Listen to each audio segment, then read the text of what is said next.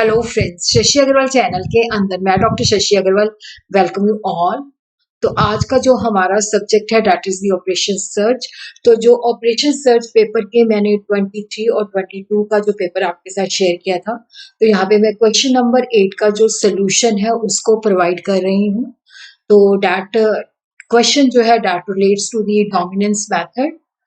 तो क्वेश्चन हमारे पास ये है। तो यहाँ पे हम देखते हैं कि ये ए प्लेयर की स्ट्रैटेजीज है और ये बी प्लेयर की स्ट्रैटेजीज है।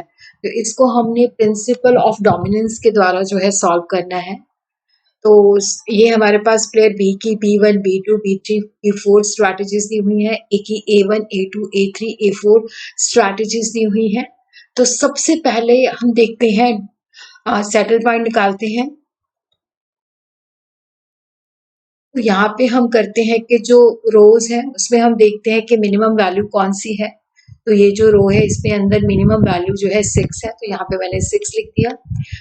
फिर जो सेकंड रो है उसके अंदर जो मिनिमम वैल्यू है -4, तो -4 लिख दिया। जो थर्ड रो है उसके अंदर मिनिमम वैल्यू है 0 है, और जो फोर्थ रो है उसके अंदर जो मिनिमम वैल्यू है वो -2 लिख दिया। तो ये रो मिनिमम लिख दिया। अब हम कॉलम के अंदर देखते हैं, मैक्सिमम वैल्यू निकालते हैं। जैसे B1 के अंदर जो मैक्सिमम वैल्यू है 10, B2 के अंदर मैक्सिमम वैल्यू 6, B3 के अंदर 9 और B4 के अंदर है 10।